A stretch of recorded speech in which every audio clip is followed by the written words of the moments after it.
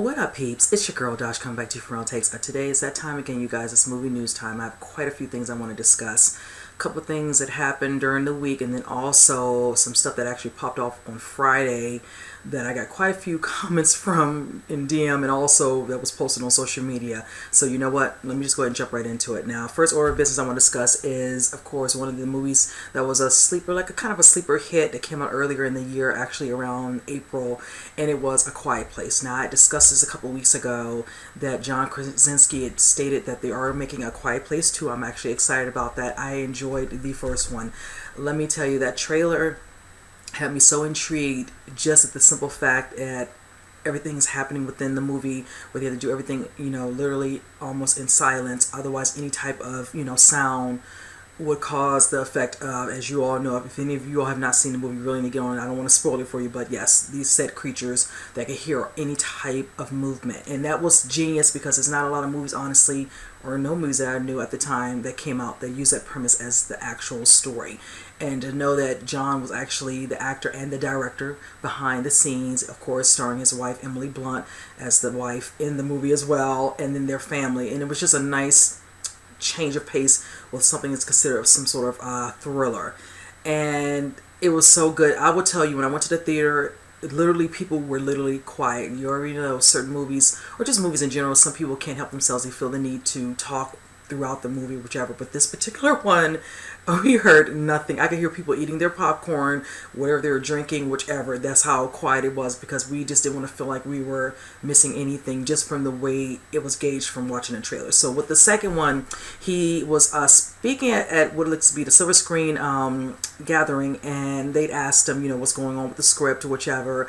And it's, of course, in the beginning stages, but from what he says, I had this small idea for a sequel, but I didn't think it would go anywhere. So I have to say to the studio, just go do the movie without somebody else. They heard some pitches, and I told Drew Form, which is the producer, about this little idea, and he told me to think about it a little longer, and then I thought this might really work, so I'm currently writing the sequel.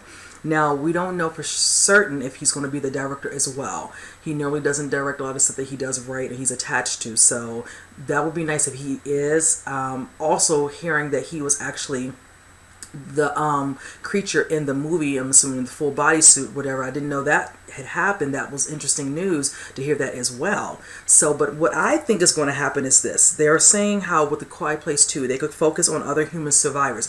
I talked about this with a friend who went to see it after they waited for me to watch the movie, and I said the way it ended, it gives license to us seeing if there are other, of course, more of those creatures, and what other areas within this particular situation, since they, have taken over and have, landed on Earth, whatever, and taken over whichever. So I'm wondering if that's the case. They could either do a prequel to show what happened prior to them having this way of living, whichever, because as you all see in the movie, it shows them already in the midst of their day-to-day routine, what they have to do, the steps they take, going into the home, going to get water, going to get certain, whatever equipment, things that they need, from the stores and all that, and they do it, in a timely manner and in a certain time of the day, whichever, where they think that they can do it without being, kind of, out and visible, so to speak.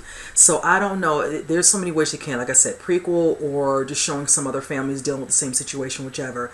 We do know there's a lot more of them out there, because if you saw the ending hints when Emily Blunt's character had the shotgun, her daughter kind of figured out what it is that prones them to become, it's sometimes, disabled, where they cannot function due to her little earpiece that, they could be dealt with, and they showed many of them within the woods charging to the house. So we'll have to see how that pans out. I'm excited to see when he will finish the script. If he is going to be the director, that would be nice. And then secondly, if he's going to actually see if Emily Blunt's character is going to come back, where they show them and then kind of part into another group of people. So I'm looking forward to that. Like I said, the first one I really enjoyed, and I was actually happy when they said they were going to do a second one. So I'm definitely looking forward to more information on that. So you guys, you already know. Once I know more, I'll tell you guys. Now, this is another movie I'm looking forward to. It's a remake, and it's been a long time since the first one. and the second one, whichever, is Men in Black. Now, from what I'm hearing, they have wrapped on the film. Chris Hemsworth has done his part, and I know F. Gary Gray is attached to this. He is a director, and of course, starring Tessa Thompson. Now, I'm looking forward to, because they showed a picture of them showing that they wrapped with the director, both Tessa and Chris, and just enjoying the fact that he had a great experience, on the set, the laughs, the funnies, everybody come together. Now, I do know they're going to be having some reshoots eventually, but he's been doing a little bit of reshoots also with the Untitled Avengers 4 movie, whichever. He was doing them in between, but he'll probably come back and do some reshoots. Most of the movies all will do that as well. So then I've heard some other casting. I had already discussed how Rebecca Ferguson is part of the casting. I'm excited about that. Also, Rafe Spall, he's in the movie as well. Liam Neeson is in this. He will be playing a part of the organization. He's the UK branch of the organization. Did not know he was on board because they were not verifying who else was in the movie. It's kind of undisclosed. Excuse me, you guys. So I'm happy to see he's on board as well with that as well. And I'm still don't know exactly in what instance Rebecca and Rafe will be in this movie. They're keeping that very tight-lipped. I'm looking forward to knowing about that part. I don't understand. I feel like she might be a part of the villain part, the antagonist. We don't know, but that makes me wonder now. So, you just never know with them. But I'm excited to see the movie. I know it comes out from, I'm saying, June of next year. As I said, lots of stuff coming out in 2019. This is jam-packed with so much stuff. And I'm actually excited to see this. I don't know if they're going to have anything where, Tommy Lee Jones or Will Smith might do a quick cameo. If they might show, what happened to them per se. I don't know that. They have not stated anything like that. So they're keeping everything kind of under wraps. But I'm kind of glad they actually finished up, because next year will be here soon. And I'm trying to figure when they'll show an actual maybe teaser before we get the official. So maybe January.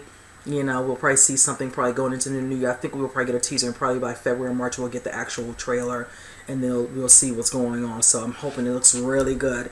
I like the chemistry between Chris Hemsworth and Tessa Thompson. They were hilarious in Thor 3, so I'm totally down for this casting in this one. So, but with that said, you guys, moving on. I discussed this in the last week or so about Hobbs Shaw, how they're showing pictures. They're only 1 month in regards to filming, and of course talking about Idris Elba coming on as the villain last week. I'm excited about that. He's a busy man. But then I also talked about it early on when I know they were going to get ready to start this, how this movie, not to say it's doomed, but it has a lot of, little dark cloud over it.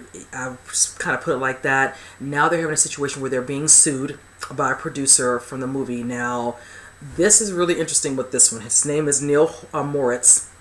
He's one of the producers, been on a part of the franchise, with Vin Diesel when he spearheaded this particular franchise for Fast and Furious. Now, this is the key here. He's being sued, and the way they're doing this, for the way the documents, and I'm going to read this out, which says, is an extraordinary show of bad faith, because it was considered an oral agreement. Keep that in mind. It says, it was showed of bad faith that just a few days before filming was set to begin on Hobbs and Shaw, Universal took the position that Moritz either had to amend his oral producer deal to accept a substantially inferior financial terms or be cut from the picture altogether, adding that the studio can actually push through with the spin-off without the involvement of Moritz and without the legal responsibility to give him any credit or compensation. Now, they're trying to give the respect for the oral agreement, but the fact remains a keyword, oral agreement. Why wasn't anything put in writing? This one will be a very sticky situation in the courts, because honestly, this can just be really thrown out. He has nothing here.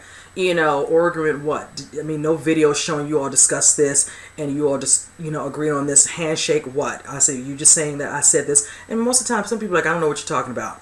But they're like, okay, we can do this, but then they can truly go on, like they said, and not even consider this. Now, I'm going to tell you like this. I still feel this way a little bit because of the way this was being done. I'm surprised that Vin probably is not attached to having his feelings, in regards to this, because I feel like this.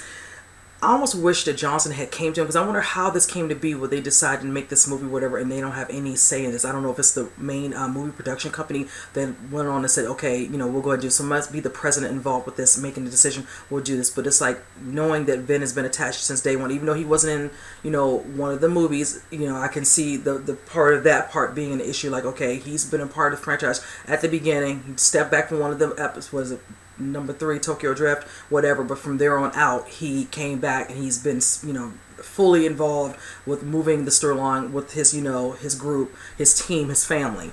Now, the fact that I wish that they had talked, said, I'd like to do, expand it a little bit, come out and do my own, movie, whatever, spinoff, whatever. Not to say he needs a blessing, but just that respect level. Maybe it'll have been a little bit different, but I just feel like, this thing has a cloud over it, and then you're all about the money, because that's what I feel sometimes. I feel like it's all about the money. You're doing this because I see it like this. Also, he's making other movies where it's a name to it, meaning, what is it, Big Trouble in Little China. I know John Carpenter's not happy because he's pissed because they could care less, as he put it, the studios could care less. They don't care how he feels. They just want to use the name.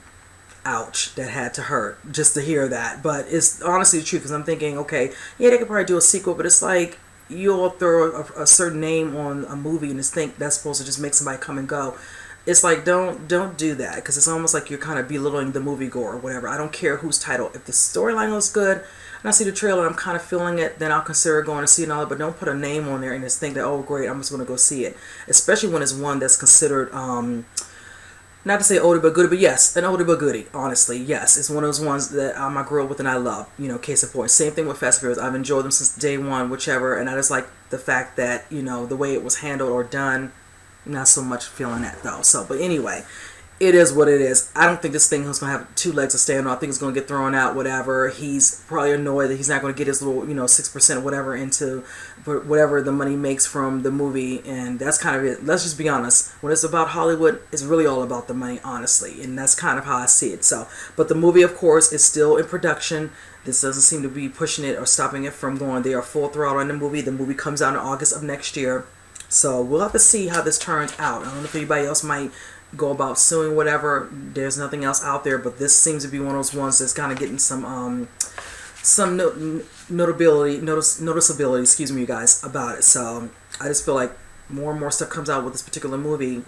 It just doesn't look good, whatever. So I don't care how much action's in it, whatever. I'm not even sure how I feel about going to see it, but we'll have to see what happens from there on out. But speaking of John Carpenter, I know, of course, he, as I stated in my movie review for Halloween, he came back to, be on board with that, and I love that he was attached to that, in regards to the music, and just being a part of it, like a producer, having the respect level, which was nice, and I love that. Now, word is out that he's been teasing about a possibility of doing a They Live sequel. Now, I'm going to tell you, I love They Live. Now, you all remember Roddy Piper and Keith David were in it. I love that movie. Matter of fact, I wear the t-shirt sometimes when I do my little, reactions, whatever, and all that is, a t-shirt where it says, what is it? I'm trying to remember the t-shirt I actually use when I wear it, whichever and all that, because it's like, watching TV and it shows 2 reporters and you can see them, if they had the glasses on, you can see their real skeletal beings with the big eyes, whatever. That's one of my favorite scenes in the movie with the look of those creatures. And I love the thought of them possibly making a sequel. It's so long ago because this one came out in 1988. I do recall, of course, the main character being Roddy Piper, of course, a homeless construction guy who comes and stumbles across, knowing that, they've been taken over by these particular aliens, whichever, and then you have some humans who are kind of going along with it, so they're getting a lot of, money, notoriety, and fame with helping to, expand, these aliens to live amongst us or whatever and taking over us and using us, it was one of those things where it was really creepy, didn't really scare me, but I enjoyed for what it was. Secondly, Rodney and then Keith, I love the scene with them when he's trying to explain to him what's happening and he didn't want to hear him and they're getting this big drawn out fight. That's one of the longest fight sequences in history, if I'm not mistaken. And it was really done really, really well. But I love how he finally gets the glasses on him and he sees what's going on. And the people seeing him in the alleyway looking at him like, what the hell are they doing? Little do they know, like, yeah, they know you're not human. But yes, the movie was really good. I'm excited at the prospect of them doing this now. I did hear, and I'm going to read this, John Carpenter made a comment about a certain person who was going to possibly direct this, and I was interested to see who it was named, so let me get into that. It says there was a feature film. It was a feature film called Resistance, written by, the guy who did the Apes movie, Matt Reeves. It says, but then he moved on, and so the sequel is, well, we'll see. We'll just have to see. Interesting. Now, who's to say? I don't think Matt Reeves right now has time to do that possible sequel. This could be something after he finishes doing his Batman movie, standalone movie. That will be interesting.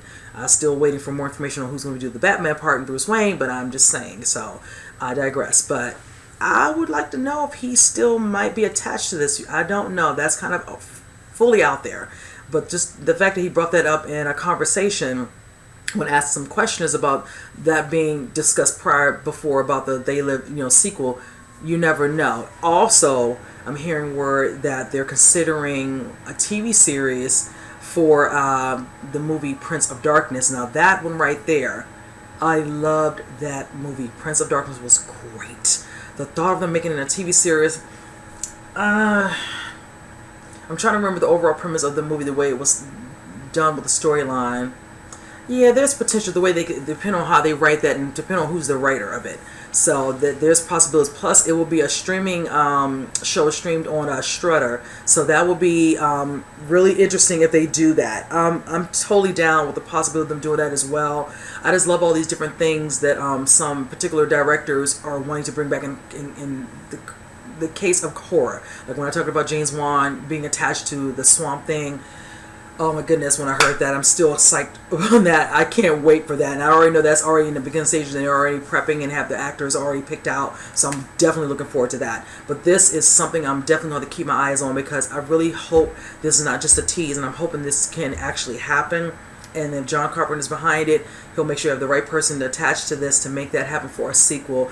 Because it's not like it can't be done, and I think they have enough of if they ever find the potential of a good writer who can really draw out that sequel. Not to say I want them to do more, but if they do a good second one, possibly a third one, then that would be fine. Don't let it go any further than 3, and let's just move that along. But yes, and then a Prince of Darkness, totally down for that. So if I hear more about that, you guys, I'll let you all know because that really has me fired up. Like I said, I love my horror, so that would just make my day fully. Speaking of more horror, we have somebody who's been added to the Annabelle 3 movie, and it's the leading role. Her name is Katie Sarif. She will be in the movie. Now, I'm not familiar with her work as much. I am interested to see her character. I know Vera Farmiga and Patrick Wilson will be in Annabelle 3. Not so much so because from what I'm hearing, the character of Katie she plays the babysitter to the Warrens' younger daughter. And then she has an actual friend or whichever, the girl who's the young daughter has a friend. Supposedly it's going to be these 3 girls who are the main characters in the movie. It's supposed to be the Warrens are going to be leaving to take care of some business or whatever and all that. So they're not going to be attached to the situation with Annabelle being in. Now, mind you, Annabelle, of course, is locked up in a glass, as you all know in the case, where she's been put. Certain things are going to awry from the girls being within the house. Now, let me read this. It appears that the film was centered on the supernatural activities that occur at a time when Ed and Lorraine Warren are away from home. Instead, Judy, her babysitter, and Sarif's character will be the targets of Annabelle and any other ghosts or demons that might be involved. Love that. Now, from the Annabelle part, I've loved what James Wan has done with The Conjuring, opening up to make Annabelle, and then, of course, The Nun. Now, for me, with Annabelle, didn't care for the first one too much. Annabelle Creation, I really like. Matter of fact, I watched it earlier today. This is Sunday. And then, also, I enjoyed The Nun. I just like how everything kind of flows with everything falling into place with all the movies, the way they fall in line. Like I could watch them all in its entirety because they go in sequence almost in regards to the prequels all the way down.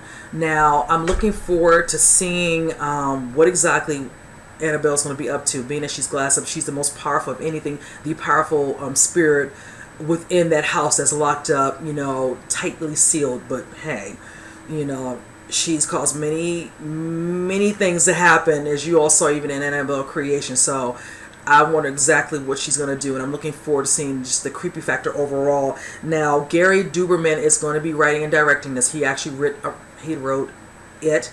He, of course, did the other Annabelle movies. So I'm looking forward to seeing what he's going to bring to the table with this one. Also, just seeing how this is going to be done, because this comes out in April, if I'm not mistaken. Is it April? Is it July? I'm trying to remember the date on Annabelle 3 movie because I know it's supposed to be coming out next year. But I'm looking forward to this because I know Conjuring 3 is definitely where Vera Farmiga and Patrick Wilson will be definitely more involved in that particular storyline. So, but yes, I'm just looking forward to it. It's just more horror. I'm happy about that. I love me some horror. That makes me very happy. So I'm looking forward to seeing probably some screenshots from the set. Hopefully something will come up and show the girls in character, whichever, and just kind of seeing what's happening with the actual movie. I gotta check my horror blogs. I love to see what's going on most of these movies when they're in the midst of filming. So, but with that said, moving on. Speaking of horror as well, this is one of those ones where I have a little bit of a rant of sorts. Try to keep it really short and brief. Recently, Jason Blum, who's of course a part of Blumhouse Productions, was doing, I think, an interview of sorts, and something came up where a person had asked him, in over 10 years of producing, his horror hits, he's never really hired a woman director, and he made, a comment, whichever or two, and the way he phrased it was, there are not a lot of female directors, period, and even less who are inclined to do horror. I don't think that's the case, and as he put it, after he got some backlash, he knows that he had to put out a statement saying that was a dumb statement that he had to make. And let me note what he said. He says, when he made the comment, he said it was a dumb comment. He notes that some of more than 50% of his company's audience is female, yes, and more than 50% of his Blumhouse production, the executives are women. So that's what I'm trying to understand, where this type of comment would come from. Now, if I'm not mistaken, I'd heard that back in the day, I say, was it 4 years ago when the Babadook came out, Jennifer Kent, the director, he had approached her on numerous times for just to see if she'd be interested in doing some work with him in regards to some movies, upcoming movies, and even seeing whatever else she was working on. I think she's working on a movie that I think came out this year, or might be getting ready to come out, called Nightingale. And I think that he wanted to make some changes with her, and she was not too down to work with him at the time, whichever. And even with the other things that he had inquired about that. So you're telling me, after you spoke with her, after the Babadook, whichever, there was no one else you can go to? There's many people you could talk to. I wrote some names down. You had Lauren, Walkstein, the Soska sisters. What about Catherine Bigelow? She's a great person, even though she's made many other movies, whatever and all. She did a movie called Near Dark, which was excellent. There's many female directors out there, and some of them did go on Twitter to make it be known, like, over here, you're looking, it's many for you to choose from. But this is the thing. You can't go to one and then not think that you shouldn't be looking around, whichever and all that. When some of your base of your moviegoers are female, whichever, give the benefit. Yes, you have executives and all, but you have the power to change that. And that's what a lot of them have talked about, in diversity within Hollywood, period.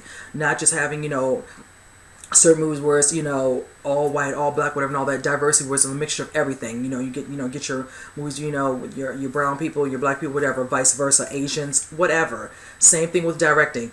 A lot it definitely is male dominated with the directing, whatever, and all that. They can be changing that and making more films where females can be at the lead in directing, the directing chair. He has it in him to make that happen. Hopefully, with the situation, as they say, let this be a notable lesson for him moving forward. When he starts having other movies that he keeps talking that he wants to remake and put out here, whichever, start looking at the possibility of using a female director, moving on, whichever. Nothing wrong with balancing it out with all your projects. A couple here with some men, a couple here with some females, whatever, and all that. This could be alleviated and move that forward, whatever, and set a precedence with some other production houses who need to take heed. Case in point, you see how DCU is doing, having a female led on a couple of their projects, which is nice. I like that they're trying to do that. That's where they're trying to do more female led superheroes. They're trying to have some more female directors, whichever, and all that at the helm. And I love that, because it's not to say that you have to have one gender at the height that they're the only ones, creating, good work. That needs to be evenly, scaled. And I'm hoping that that's the case moving forward with him. So when he's making other projects coming up, in the near future, I'm going to be checking to see who is directing, to see that, because now that he put this out there and he had to come back and make a statement, people are going to be watching him to see, in fact, if he noticed what he said, he realized what he said, he's going to do better, and then moving forward, continue to do better with that. So, but I just wanted to rant about that. I thought that was really interesting. I'm like, wow, for 10 years time, you have not really looked, you talked to one person, that was it. and you just gave up, not a good look. So I'm like, learn from this, bro. Learn. Speaking of another person that I'm actually excited to see that's been in quite a few shows that I love, whichever and is also including Ben Affleck, is the movie Torrance starring Ben Affleck, and let me get her last name right, just Janina Gavankar. I'm actually a fan of a lot of her work. She's been on many shows that I like. She was in the indie film, Blind Spotting. She was also in, on my show, Sleepy Hollow. She also did True Blood. Quite a bit of different other shows, whichever. She's definitely more well-versed with a lot of shows I watch on TV as opposed to movies. So she's going to be in a movie called Torrance with Ben Affleck. Now, I know being that we're not sure what's happening with him with Batman, things kind of have slowed down with that, so he's kind of moved on with some other, work, which is fine. Now, I know Gavin O'Connor, the director who directed him in The Accountant, will be coming on board as the director for this movie, since they already have a budding relationship, which I'm actually excited about that. Now, the premise of this movie, as they said for the narrative, is Affleck has lost his wife and family foundation because of his troubles. So the falling out between the two inspires Affleck to change things for the better. Why do I feel like this is a parallel to his real life? That's really interesting too. It's exactly sounds like his life. So this is going to be something he can really dig himself into. I don't know in what aspect of him falling out with her and him being asked what exactly had he done. So hopefully we'll learn a little bit more about the overall storyline. This is just a small bit of it. We need some more layers to this clearly, but that is the gist of what they're saying in regards to that. So I'm curious to see who else will be actually involved in this movie. I'm glad to see him getting ready to get back to work. I'm curious still, as I said it before, this information, knowing what's going on with him and Batman, because right now, no word, nothing else going on with that. So, like I said, he's probably moving on to stuff. You can't wait around for that, whichever. So, that's fine. So, moving on from that. Now, this is one of those ones I'm actually excited to see when this comes out, and this will be coming out, what is this, in next year, December of 2019, closer to Christmas time. How interesting, but I'm not surprised. This is the musical that is going to be an adaptation for Cats. I know Taylor Swift is attached to this. I'm excited. I also know Jennifer Hudson's attached to this. I'm looking forward to that. Now we have another person that's been casted to this, and it is going to be Idris Elba. Now, I remember the older version, which came out back in 1981, that was actually spearheaded by Andrew Lloyd Webber. I loved it when I was growing up. So beautiful. Just, oh my goodness. That was kind of one of those ones that really got me excited with watching musicals. Besides seeing ones like this one and West Side Story, whichever. No, I love a beautiful musical. So I'm excited to see just these individuals in their element doing this. It's going to be interesting to hear him sing. I know he's playing the character McCavity, so I'm looking for it. He's like the one that's kind of like the criminal mastermind within, the Jellicle. So now, if you all remember, and I had to note this, the Jellicle cats who gather to decide which of them will journey to the Heaviside layer to be reborn in new life. So just give me a little bit of a premise of what the cats will stand for when they do this one. Now I'm looking forward to seeing which character Jennifer Hudson's character will play. I don't know what other capacity Taylor Swift will be if she's dealing with the musical aspect of it. Will she be attached like physically within the actual Cats adaptation as well, or just behind the scenes? I know it is going to be directed by Tom Hooper, excuse me, my apologies. But yes, I'm looking forward to seeing this. This looks like it's going to be really, really good. I love that the casting is starting to slowly come together. So I know also Judi Dench is attached to this as well. I almost forgot her name. Exquisite, lovely actress there. So yeah, this casting, so far so good. I know some other names they need to add to this too. There's some more people within the Cats cast that they have not done yet. So this is a nice little cast setup that we're getting here, and I'm looking forward to knowing more. Looking forward to seeing anything from the set that they're going to show. I love stuff like that when they show stuff from the set, especially for musicals. So yes, you guys, it says December 20th of next year. Again, 2019 is looking really jam-packed, but I'm here for it. It's gonna be, they're gonna take all my money. It's gonna be something to be beholden. But anyway, now back to horror. This is one of those ones I have talked about for the last couple of weeks. Probably every other week I bring it up because I'm just excited. I'm looking forward to knowing more. Now we are learning a little bit more. This has to do with Morbius with Jared Leto. Now we have who is listed as the actual villain within the movie, and his name is I want to say Loxias Crown. I could be saying that incorrect. My apologies. Now, from what I'm hearing, he's supposed to be his best friend. They're claiming he's not really in the comics, but they're kind of creating him within this particular movie production, whichever. Now, from what I'm told, now let me read off from what I learned. They are saying Crown and Morbius will both take the same cure, and that transforms them into a vampire-like creatures, and the latter will be forced to stop his friend while dealing with the unquenchable thirst of hunger for human blood. Now, that right there has me definitely intrigued. I'm curious to know who they're going to put in that particular role. That's another thing I'm dying to know. It's all coming together. This is supposed to start production early next year. I think they said either February, somewhere around there, February, March, whatever. So I'm looking forward to that. Also, just understanding from what they're saying, they're trying to go the ways of how they're doing Venom, dealing with his formidable foe, and then basically having to deal with the fact that you have now this, kind of like, you're dealing with the fact that you are considered an anti-hero. You're dealing with these abilities that you now have, whatever, and what to do with them, for the good or whichever. Now, I'm looking forward to seeing how this is going to play out. The other person, I'm assuming, is going to be the one who can't contain himself, control himself, going out here causing and wreaking havoc, killing, for the blood, whatever. And Morbius having to control himself, whatever, and all that, and dealing with his friend, dealing with this evil, this villain, whichever. Secondly, again, I'm still concerned and actually intrigued to see if we're going to see the woman he loves is going to be in this as well. Like I said, I feel like they're not going to just make one. I feel like Morbius will be the first one of maybe 2, possibly 3. That's nothing I've discussed before. That's interesting if that does happen. Like, you already know with Tom Hardy with Venom, he has 3 he's signed up to do, so I'm looking forward to that. Hopefully with Morbius, we won't just get one movie. We might get a second one. That would be nice. So it looks like they're leading the charge. He's the next one to come out that we're going to do with Sony with that. So that'll be very interesting. We already have Birds of Prey in the mix, whatever. So it looks like, they're trying to do a lot of these standalones that are separate from the Spider-Verse, whichever. So they can have their own standalone movie. Don't know if they're going to probably bring any of these together, in regards to the Spider-Man for Tom Holland to the MCU. That would be nice. Sony would love that. So who's to say? I know they really want the one with Spider-Man and Venom.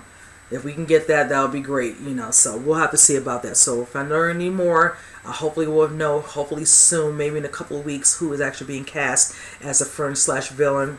When I know more, you will know more. So moving on, I was just speaking of Birds of Prey. Now we're learning a little bit more about what's going to be happening now that we have our villain. Now, I already told you all this months ago about the villain for Birds of Prey was supposed to be Black Mask. Now I'm excited because we're already building. Still don't know who's Black Mask. They have not verified who is going to be cast, and hopefully we'll get to that very soon, because you already know we have Huntress, we have Black Canary, we have Renee Montoya. We need to finish out the casting. I really want to know who's going to be Black Mask. I'm excited to know about that. Of course, we already have Margot Robbie playing Harley Quinn. Now, the thing I'm trying to understand with this is the fact that we need to know. She, of course, has left, Joker, whatever, and all that, back in Gotham with Batman, whatever. So she's kind of moved on, whatever, kind of trying to do her own thing, basically because she's going to be like the leader of her pack of the girls. And from what I'm hearing, supposedly, from what they're saying, report says while saving Cassandra Cain, who down the road will become later on Batgirl, they says Cassandra brings the trio together. Her rescue won't be the film's final showdown. Kind of interesting that they said. Instead, she'll be recovered at some point in the second act of the movie. Interesting. Leaving the group to face off against Black Mask and a barrage of his goons in the final act. That is interesting. Also, word is out that Huntress might have issue dealing with Black Mask, being that he might have been the one that killed her father. So there's like little other layers to the girls and their storyline, which is rather nice because it can kind of continue on whatever. So it's not just pigeonholed into one part of the storyline, which is nice. Also, being that Rosie Perez's character Renee is going to become an ally with the girls, whichever, helping them to deal with these bad goons, Black Mask, whichever. I'm actually excited about that part. So I'm glad that, we're moving this along. Like I said, it's going to be starting production next year. This does not come out until February of 2020. So they're saying it's supposed to start sometime either winter going into early spring. So I figured if they start early on, don't know if they'll be able to finish the production in time to possibly get somewhat of a teaser. They might do a teaser, and they might do something at Comic-Con. I'm just thinking about the timeline. If they start early enough and they finish by, say, May or June, they might be able to put something together to give maybe a 15, 20 second. Then that'll be nice, because that'll get people hyped. We'll get our trailer probably at the end of summer going into September, and then people start getting really ready for the movie. I really am looking forward to seeing this. Margot Robbie's really going out. She's producing this. She's getting a banging cast here. I'm loving what I'm seeing. Like I said, just want to see who's going to finish out the remainder of the casting, and let's just get this rolling. And just I'm looking forward to, like I said, pictures from the set. I need to see pictures from the set. Just give me what I want, and I'll be very happy to see that. And then, I'll get more excited and hyped for whichever one. I already am, but I really want to see it. I just want to see all the girls, with her in some sort of scene like they're going to deal with the goons and all they're walking all together in line or something. That'll just be so badass to see. So, but, we'll see. So I'm looking forward to that. So moving on, you guys. Now, this particular gentleman, he's a busy bee. And I just talked about him because I did a reaction earlier in last month, and he actually has some stuff lined up. And that's Michael B. Jordan. Now we already know Creed 2 will be coming out next month around Thanksgiving. Looking forward to that. Also, I talked about him being doing the novels for Tom Clancy. We're gonna be doing Without Remorse and Rainbow Six. Looking forward to that. Now he's being signed up to play an assassin in the movie The Silver Bear, which is based off of the novel for Derek Haas. Now I'm looking forward to this, and I'm just like, I see like a little new thing going with him since he did Killmonger in Black Panther. A lot of people can see the prowess, the strength, or whatever, and all that. So he's getting picked up for a lot of these little certain movies where there's a lot of action detail is going to be attached to this, and that's nothing wrong with that. I just love that the brother has work on top of work all ready to go. Now for him, we still don't have a director attached to The Silver Bear yet, so it's just in the beginning stages. So I'm excited for that. He's actually in the middle of doing a court drama right now called Just Mercy. So, because I said he already wrapped up earlier in the summer with Creed 2, and he jumped right into this right after that. So I'm assuming the way they're probably lining this up, he might be doing one of the Tom Clancy novels soon after Just Mercy, once he finishes up doing his press for Creed 2, and then probably he'll start doing the Silver Bear. And if that does well with the Tom Clancy one, the next one will be done. So it's like he's going to be going, back to back now, claiming for the Silver Bear it's supposed to be supposedly 3, possibly. If the first one does well, this might parlay into them doing a second and a third one to continue on whatever. So that means he already has 2 things locked in with the other novel, and then he'll possibly have 2, maybe 3 in this novel. So the brother's busy. I'm actually excited for him. That's a lot, and that's a lot on his plate, and I'm kind of glad because I know he has a very, very good relationship with Ryan Coogler, but I know he wants to branch out and do some other things. But, we'll have to see. And then secondly, a lot of people are like, we'd like him to come back in Black Panther 2. We'll have to see, because we already know, like I discussed last week, Ryan Coogler is already attached to that to write and direct it. So we already knew that. Kevin Feige made sure of that. So time will tell how that's going to pan out. But yes, for Michael B. Jordan, the brother is staying busy. Happy for him. Looking forward to seeing him in these action roles, doing his thing. Like, the brother came so far, you guys. He went from working on All My Children, now he's one of those, blockbuster buddies doing his thing, up on that list. You can say A-list, literally, honestly, now. So, moving on. Now, the last order of business I want to discuss. I was somewhere Friday, whatever, I was hanging out, whatever, with a friend, all that, and I noticed that they sent me a little, message telling me that Luke Cage got canceled. Now, I normally keep this to movie news, but this is one of those ones I really want to discuss because it just kind of like came out of nowhere. Now, for me, I was kind of bummed when I heard, because I liked the season. It was good. The first season was great. I liked the way they set up the story. We got to season 2. Was awesome. I enjoyed every minute of it. It was just every layer of it. And then the way the finale ended, it had me hyped because I was ready for what they had in store for us for season 3. If you saw the finale, you know what I'm talking about. And then to hear first Iron Fist, like a week or so ago, has been canceled. And then the day that Daredevil comes out on Netflix, we hear that Luke Cage is being canceled. I don't understand what's going on. It's not making any sense to me. Now they're claiming, some creative differences or whatever, and I'm not buying that. That's a bunch of BS. Whichever. I'm not understanding what it is, but I know with the merging of, Marvel with Disney, that could possibly be an issue. I don't know. It's just everything about that just is all wrong. I'm not understanding now. Granted, some things can happen. It is Hollywood. It is what it is. But what I find really interesting is this. Okay, that comes out. We were waiting to see what was happening with Daredevil because I hadn't heard nothing for so long. Whatever. I'm happy that's out. Whichever. I know it's going to do well. I already know some friends who've already watched the full season before the end of this weekend, and they love what they are seeing. Now, mind you, The Punisher has already wrapped filming.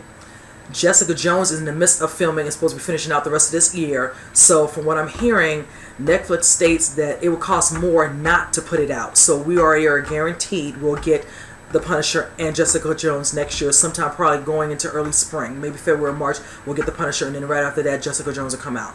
Now, I'm hearing the writer for Jessica Jones is stepping down after 3 years of being the writer for that, so that might be cue that'll be it for them for that one. And if that's the case, that's fine. I can take the 3 season, whatever. I almost wish they had done that with Luke Cage, made it a season 3. Finish out, resolve a couple of things, within Harlem with him, and then that would have been fine.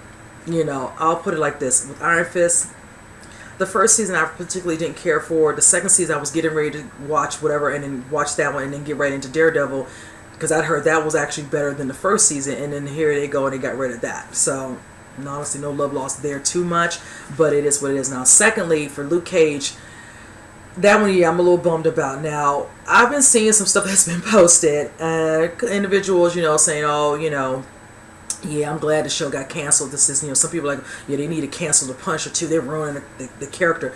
Let me put it like this. It's always, I see it like this. There's a lot of shows I don't like, whichever, but I don't like, oh yeah, just cancel whatever and all that, whatever. I don't like to say that, because you're quick to say that because you don't like it. No one's forcing you to watch it. But secondly, when you say things like that, you forget that besides the person who's the lead of the show, there are people behind the scenes. It's called a full crew.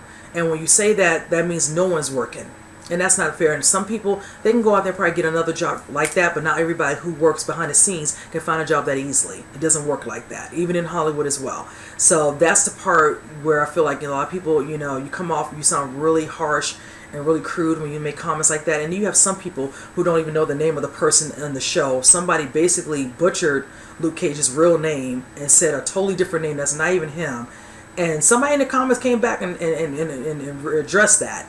And I like how they did that, because I thought it was done really well. It's interesting how that person didn't reply back to that. It's like, if you're going to talk trash about the person and the show, at least know who the hell you're talking about. Because disrespecting them and their name in the midst of you having your little vent session, not a good look. And it's nothing to do with him, not a good look at all. Whatever. I don't like people who have a certain platform and then they showcase it like this, saying stuff like this, and then think that shit is cute. Excuse my language, but that's just how I feel. I don't like that. I don't wish anybody to not have a job. So that's why I don't like to talk ill of that. I know every show does come to an end, and it's fine, but it's always bad when a show does not do well, or doesn't get a lot of, views or whatever. And that's not even the case, because from what I'm hearing with Luke Cage, they don't know the numbers, but trust and believe me, it got a lot of press and it was good, and a lot of people talked very well of it. Certain things about the characters, or maybe the accent wasn't right for the Jamaican, whichever. I'm not no issue with that, because it is what it is. A little bit of nitpicking here and there, whatever, but overall the season was great. So I just don't get why they're not doing a third one. There's nothing they're going to say to make us truly understand why is it that you all can do this. You're putting out all these other TV shows, then this is the one that's been doing very well, then all of a sudden now you're just going to scratch it. So I have to wonder, is Daredevil going to get scratched after now the season 3 is done? People watch it, what are you going to do? Are they going to do a season 4? I have to watch it to see how that ending is, but then it's like, does it matter? Because, like I said, the potential for season 3 for Luke Cage was right there. So who's to say what they're going to do with this one? Even if they have a Fisk in it, whatever, is that enough to give the buzz to keep that show going? Because to be honest with you, that was the first one. So you never know. They might decide to keep that one, whatever, and get rid of the rest of them and do another one. But then that's going to be it, because they might, do one more and then call it a day. And then Netflix can keep moving on to everything where they're making from novels, other movies, whichever. And that's fine, but, it's always... I get bummed when they do stuff like this, because I feel like when people invest their time in TV shows on and they just yank them like that, they just always feel like, well, we're just going to go ahead and remove this, whatever. No, it doesn't seem like it has enough numbers for us, whatever, and not realizing some people do like the show, whichever. But you have to have a certain amount of viewership. I do know that. So that does play a part. But it's just not bad all around, because, like I said, people losing jobs. A person could have liked the show, and I don't have a certain show they liked, whatever. But one thing's for certain, it's not like we don't have a lot of options nowadays. When you think about 20 years ago, we didn't have this much to choose from. I barely have enough time to watch half the shows I want to watch, and they're just sitting on my DVR waiting to be watched. And honestly, all I can say is when the holidays come, that's most of the time when I use that to catch up, because if I'm not watching it and I'm not eager to watch it right away, it's just going to sit there. I'm at 70% on my DVR, so that lets you know I have some work to do on watching shows. So, but yes, you guys, comment below and let me know what you all think, whichever, in regards to that show, Luke Cage, even Iron Fist. Let me know how you feel about both of them. How do you feel about the remaining ones, Daredevil or Jessica Jones? The Punisher, you know, are you liking what Netflix is doing, whatever. They're not the only ones. Some other TV shows, CW, all these other stations do this as well. This is nothing new, whichever, and all that. It just hurts and stings a little bit when it's always the ones you like. So, but with that said, you guys, that's my last little order of business of news. I hope you all enjoyed it. Comment on any of them. Let me know what you all think. And with that said, I will see you on the next one. You guys take care.